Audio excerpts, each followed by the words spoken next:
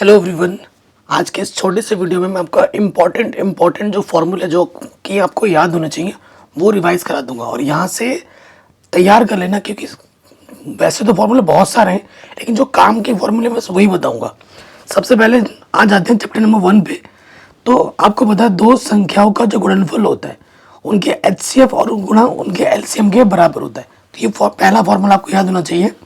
उसके बाद अगर कोई भी संख्या लिखी हुई है यहाँ पर, ठीक है, यहाँ पर आपका कोई भी संख्या लिखा हुआ है, ठीक, तो वो जो संख्या है वो आपकी कभी जीरो पे समाप्त होगी या नहीं, वो कैसे पता चलता है? अगर हम संख्या का गुणनखंड करें और संख्या में 2 और 5 आ जाते हैं तो वो जीरो पे समाप्त होगा। अगर 2 या 5 दोनों में से कोई भी एक ही आता है, दोनों होने चाहिए, दोनों में से अगर 2 एक बार है या 5 एक बार है तो समाप्त नहीं हो जीरो पर। 2 भी होना चाहिए और 5 भी होना चाहिए, कम से कम एक बार। एक से ज़्यादा बार होगा तो भी चलेगा। ये 2 सूत्र हैं बस। उसके बाद चैप्टर नंबर 2 पे आ जाते हैं बहुपद। बहुपद का जो व्यापक रूप होता है वो होता है ax square plus B X plus C, जहाँ इस a का मान 0 नहीं हो सकता। ठीक है, ये द्विघात बहुपद का व्यापक रूप है। संबंध क्या होता है, क्योंकि द्विघात बहुपद ही आपके सिलेबस में है, तो अल्फा प्लस बीटा शून्यकों का जो योगफल होता है वो बराबर होता है माइनस के बी अपोन ए। बी क्या होता है?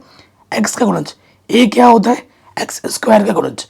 फिर शून्यकों का गुणनफल का सूत्र क्या होता है? सी बट्टा ए। सी हमारा अचर पद है, ए हमारा एक्स स्क्वायर का गुणज है। और रैखिक बहुपद की घात कितनी होती है? 1 होती है। द्विघात बहुपद अगर आपको निकालना है, अगर आपको शून्यक दे रखे हैं अल्फा और बीटा, ठीक है, तो क्या होता है? एक्स स्क्वायर माइनस शून्यकों का योगफल गुणे में एक्स प्लस शून्यकों का गुणनफल। ये सूत्र आपको याद होना चाहिए। बस इतना ही सूत्र है आपके दूसरे चैप्टर में, इतना याद कर लो, काम बन जाएगा। नेक्स्ट आपका जो चैप्टर नंबर 3 है, 3 कंडीशन है उसमें, बस कोई सूत्र नहीं है। a1 बट्टा a2 अगर b1 बट्टे b2 के बराबर नहीं है तो प्रतिच्छेद करती हुई रेखा होती है, केवल एक हल होता है और ये संगत होता है। अगर तीनों बराबर हैं तो संपाती रेखा होगा, अनेक हल होंगे और ये भी संगत होगा। अगर a1 बट्टा a2 बराबर है b1 बट्टा b2 परंतु बराबर नहीं है c1 बट्टा c2 तो समांतर रेखा होगी, कोई हल नहीं होगा और असंगत होगा। ठीक, चैप्टर नंबर 4 में आ जाएंगे द्विघात समीकरण में। द्विघात समीकरण का व्यापक रूप होता है ax square plus B X plus C बराबर 0, जहाँ इस a का मान कभी 0 नहीं होता है और द्विघात है तो अधिकतम घात कितनी होती है? 2 होती है। इसको हल करने का जो सूत्र है द्विघाती सूत्र वो होता है x बराबर माइनस के B plus minus B square minus के 4ac बट्टे में 2a। यहाँ विविक्तिकर का सूत्र आपको पता होना चाहिए। विविक्तिकर बराबर क्या होता है बच्चों? d बराबर बी स्क्वायर माइनस के 4ac। d बराबर बी स्क्वायर माइनस के 4ac एग्जाम में आता ही आता है। आपको फिर कंडीशन पता होगी कि अगर d का मान हमारा धनात्मक होता है, तो अगर d का मान हमारा धनात्मक होता है तो हमारे जो मूल होते हैं वो वास्तविक होते हैं और भिन्न भिन्न होते हैं। अगर हमारा d का मान 0 होता है तो मूल वास्तविक होता है और समान होता है। अगर हमारे यहाँ d का मान माइनस में आता है तो कोई भी वास्तविक मूल नहीं होता। 3 कंडीशन आपको याद होनी चाहिए। नेक्स्ट चैप्टर नंबर 5 जो है उसमें सिर्फ 2 ही सूत्र हैं। ठीक है, 2 सूत्र कौन से हैं? एक तो एनवा पद का सूत्र है, ए एन बराबर क्या होता है? A plus N minus 1 into T. A N क्या है? एनवा पद। ए क्या है? जो हमारा ए है वो प्रथम पद, एन है पदों की संख्या, डी है शार्वांतर। शार्वांतर कैसे निकालते हैं कि जब हम द्वितीय पद में से प्रथम पद घटा देते हैं तो हमें शार्वांतर मिल जाता है। अगला जो सूत्र है वो है हमारा एस एन का। क्या होता है? एन पदों का योगफल एन बट्टा 2 2a plus N minus 1 into D होता है। अगर ये हमें तब यूज़ करना है जब हमें अंतिम पद नहीं मालूम हो। अगर हमें अंतिम पद मालूम है तो हमें ये वाला उपयोग करना है। एच एन बराबर एन बट्टे 2 a प्लस ए एन, ये हमें उपयोग करना है। ठीक है, ए एन क्या है हमारे यहाँ पर? यह जो हमारा ए एन है वो हमारा अंतिम पद है, ए हमारा प्रथम पद है।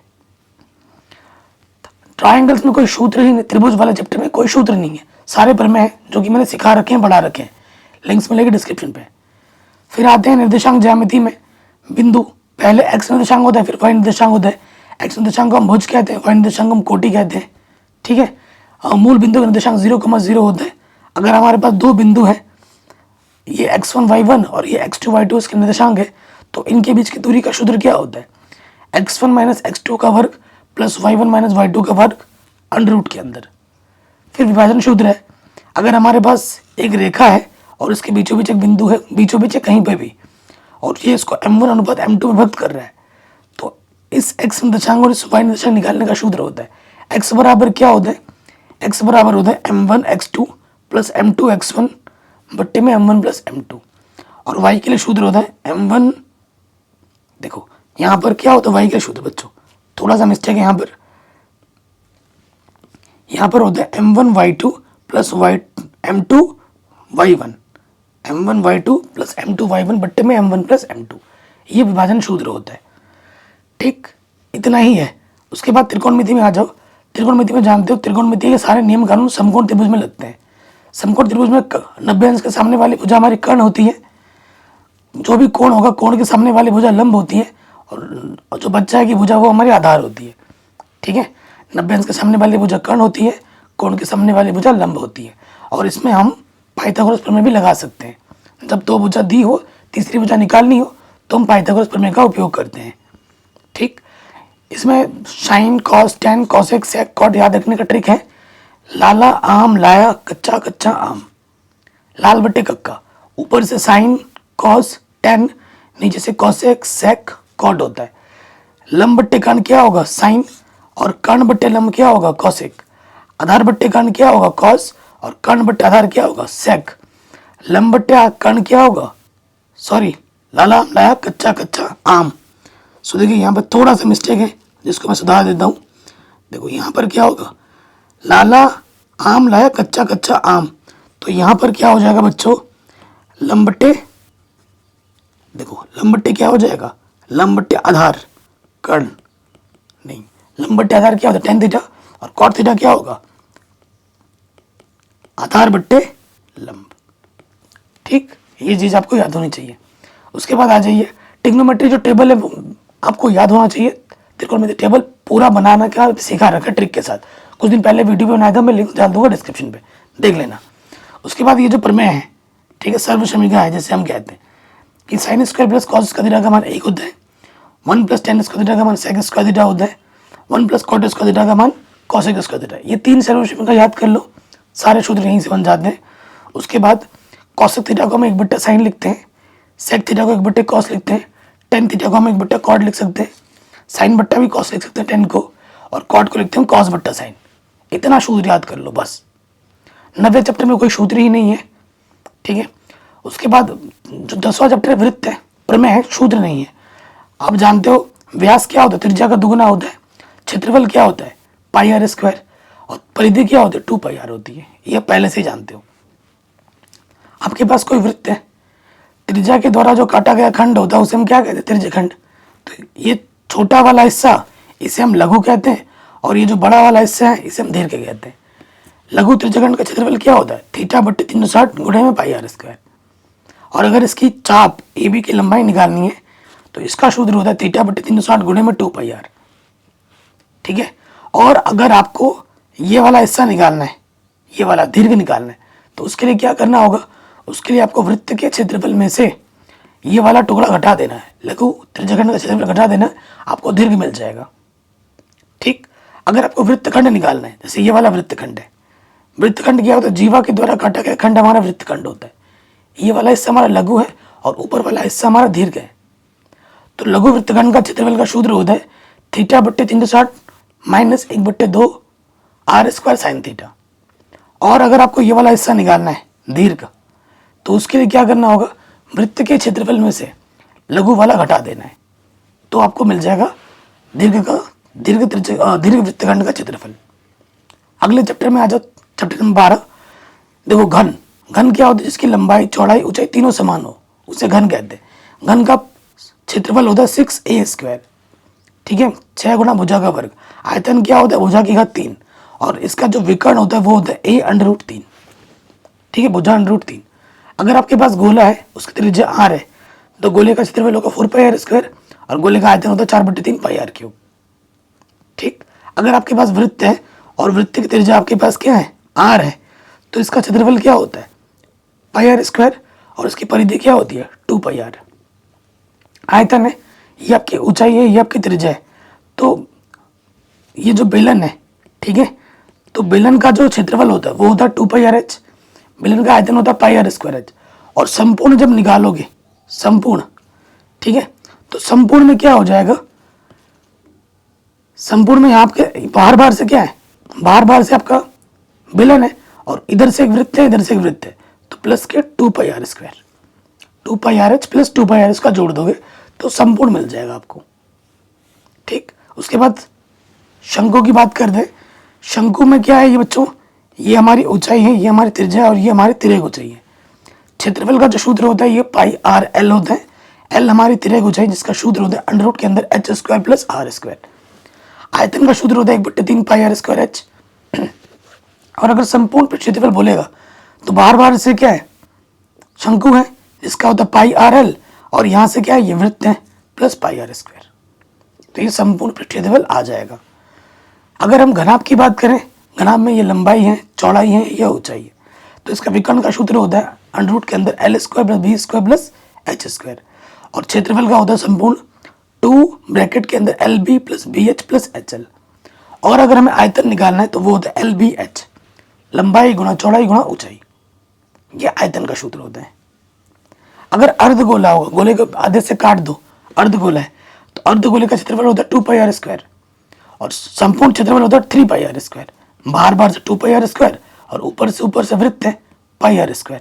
तो 2πr² और πr² जब हम जोड़ते हैं तो क्या आता है 3πr²। और आयतन क्या होता है 2/3 πr³। ठीक, अगले चैप्टर में आ जाओ। सांख्यिकी में माध्य निकालने के 3 सूत्र हैं, एक तो प्रत्यक्ष विधि, कल्पित माध्य विधि, पगविचलन विधि, ये सब सिखा रखा है, बता रखा है। प्रत्यक्ष विधि का सूत्र होता है fx का कुल योगफल बट्टे में f का कुल योगफल। कल्पित माध्य विधि में क्या होता है a plus sigma fd plus sigma f। a क्या है हमारा कल्पित माध्य होता है और d कैसे निकालते हैं, x माइनस a से। हर एक x में से, हर एक वर्ग चिन्ह में से हमें a को घटा देना होता है। और पगविचलन क्या होता है a प्लस सिग्मा fu गुणा h बट्टे में सिग्मा f। सिग्मा बोले तो कुल योगफल और u क्या होता है, जो d आप निकालते हो उसको h से भाग देना होता है। हर एक d को h से भाग दे दोगे तो u मिल जाएगा। बहुलक, बहुलक निकालने का सूत्र क्या होता है l plus f1 minus f0 गुणे में h बट्टे में 2f1 माइनस f0 माइनस के f2। और माध्यक निकालने का सूत्र होता है l प्लस n/2 माइनस का cf गुणा h बट्टे में f। ये होता है माध्यक निकालने का सूत्र। फिर बहुलक का, बहुलक माध्य और माध्यक क्या में, ठीक है, एक संबंध होता है। क्या होता है, बहुलक बराबर होता है माध्यक का 3 गुना और इसमें से 2 माध्य घटा दो तो बहुलक के बराबर होता है। और इस पर हर साल प्रश्न आता ही आता है। ठीक, प्रायिकता में बेसिक चीजें हैं। प्रायिकता क्या होता है, संभव परिणाम बट्टे कुल परिणाम के अनुपात को हम प्रायिकता कहते हैं। प्रायिकता का मान 1 से छोटा होता है और 0 से बड़ा होता है। असंभव घटना की प्रायिकता 0 होती है, निश्चित घटना की प्रायिकता 1 होती है। ठीक है, उसके बाद अगर हमारे पास जो पासा होता है उसमें 6 परिणाम होते हैं, 1 से लेकर 6 तक होते हैं। भाज्य संख्या हमारे 4 और 6 है, अभाज्य हमारा 2 है, 3 है, 5 है। सम संख्या 2 4 6 होता है इसमें और विषम संख्या 1 3 5 होता है। एक ना तो भाज्य है ना ही अभाज्य है। ठीक, ताश की पत्ती में 52 पत्ते होते हैं। ठीक है, 52 पत्ते होते हैं जिसमें लाल 26 होते हैं और काले रंग के 26 होते हैं। ठीक, तो हर कैटेगरी में लाल के भी 2 कैटेगरी और काले के भी 2 कैटेगरी है। हर कैटेगरी में एक इक्का बैठा हुआ है तो टोटल इक्का कितना हो जाएगा 4। हर कैटेगरी में एक बादशाह बैठा हुआ है, टोटल 4 बादशाह हो जाएंगे। बेगम हर कैटेगरी में एक है, टोटल बेगम हो जाएंगे 4। गुलाम हर कैटेगरी में एक है, टोटल गुलाम हो जाएंगे 4। हर कैटेगरी में तस्वीर वाले पत्ते होते हैं 3, इसमें 3, इसमें 3, इसमें 3, इसमें 3, तो 3 चौके 12। ताश की गड्डी में 12 चेहरे वाले पत्ते होते हैं। इतना बेसिक्स अगर आपको याद है ना तो मैं दावे के साथ कहता हूँ हर एक क्वेश्चन जो फॉर्मूला आप लगाओगे वो यहीं से ही लगेगा। इससे बाहर आपको कोई फॉर्मूला याद करने की जरूरत नहीं है, वो वेस्ट ऑफ टाइम है। तो रिवीजन अगर कर रहे हो फॉर्मूलों का और जो काम के फॉर्मूले वो यही है बस, और एक्स्ट्रा मत पढ़ो, यहीं से ही सारा हो जाएगा। बाकी मैंने सब कुछ पढ़ा रखा है, लिंक्स मिलेगी डिस्क्रिप्शन पे। जय हिंद, अपना ख्याल रखें, मिलते हैं आपसे नए वीडियो में।